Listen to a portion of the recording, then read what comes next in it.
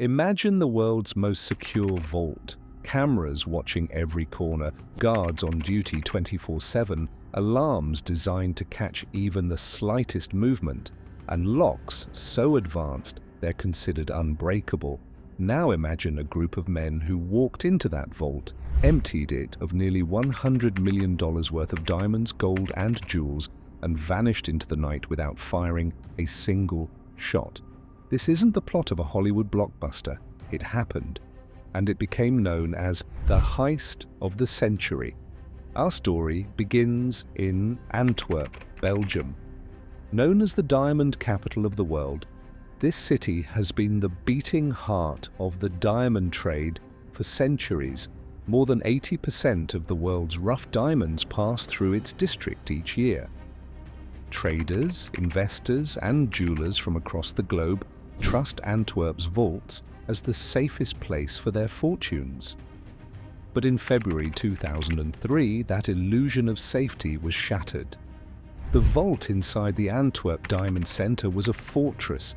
It was protected by multiple layers of security: heat detectors, motion sensors, Doppler radar, seismic alarms, magnetic locks, and 24-hour guards.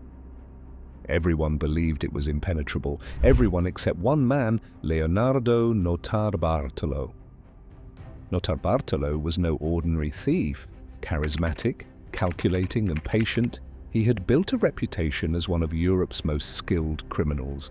To pull off what he envisioned, he needed more than luck. He needed time, precision, and the perfect crew.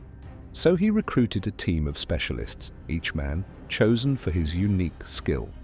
There was the genius, an electronics expert who could disable alarms; the monster, a strongman and master lockpicker; the king of keys, a locksmith with the uncanny ability to duplicate almost any key; and then Leonardo himself, the brains behind it all. But even the best crew couldn't simply break into Antwerp's most secure vault.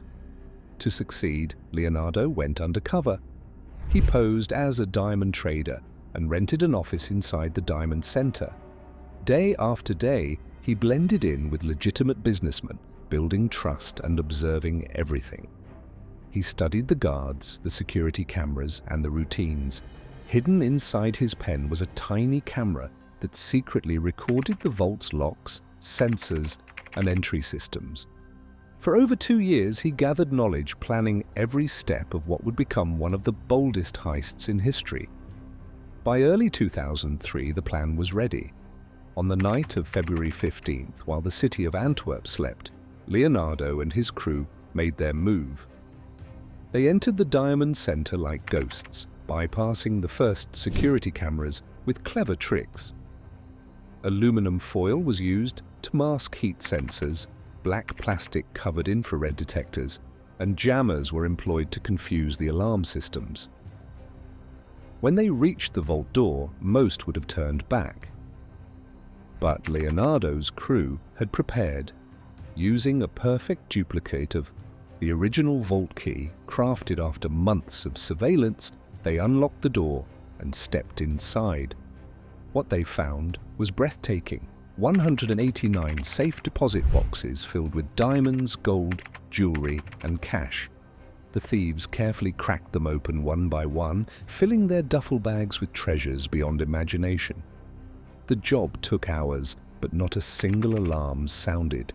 When they finally left, they carried with them nearly $100 million in loot.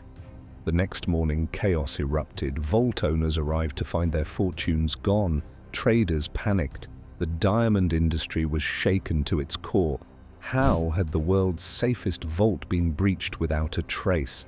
Newspapers across the globe screamed the same headline: the heist of the century. For weeks, investigators had nothing. No alarms had gone off. No witnesses had seen anything. It was, by all appearances, the perfect crime. But then the thieves made a single mistake. After the robbery, they dumped garbage in a forest near Antwerp. Among the trash were sandwich wrappers, tape, and a half-eaten salami. To most, it was meaningless, but investigators found DNA on one of the items, and it matched Leonardo Notarbartolo. Police arrested Leonardo and later uncovered parts of the crew, but much of the treasure was never found. During his trial, Leonardo admitted to being part of the robbery, but denied stealing as much as authorities claimed. He insisted that some of the diamonds were never in the vault to begin with and hinted at corruption among traders themselves. His words left a cloud of mystery. Was the loot exaggerated to cover up undeclared diamonds hidden by merchants? Leonardo was sentenced to 10 years in prison, but questions lingered. Where were the diamonds? What happened to the crew members who vanished? And most importantly, was the real mastermind ever caught? What makes this robbery so unforgettable is not just the value of what was stolen, but the precision with which it was carried out. No violence, no chaos, just meticulous planning and flawless execution. Experts called it a masterpiece of criminal engineering. And even today, more than 2 decades later, most of the stolen fortune remains missing. The Antwerp diamond heist also changed the world of security forever. Vaults were redesigned, alarms upgraded, and guards retrained.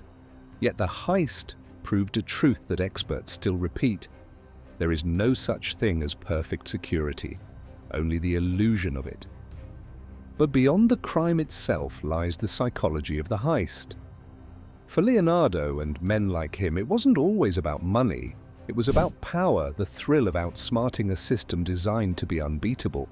To them, it was less a robbery and more a work of art. And perhaps that's why we remain fascinated by stories like this.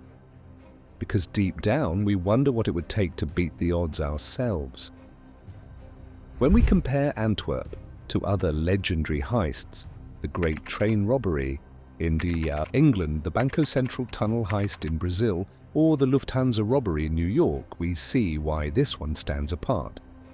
Unlike those which ended in violence, betrayal, or quick arrests, the Antwerp heist remains cloaked in mystery.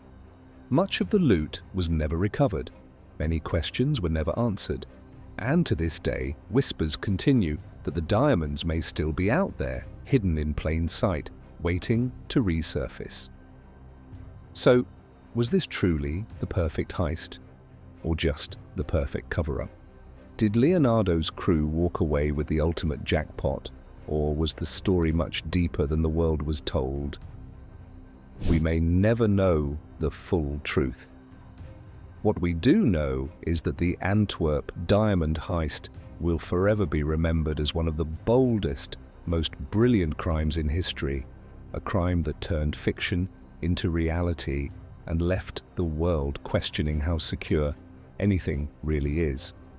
And maybe that's why we're still talking about it today, because it reminds us of something both thrilling and unsettling.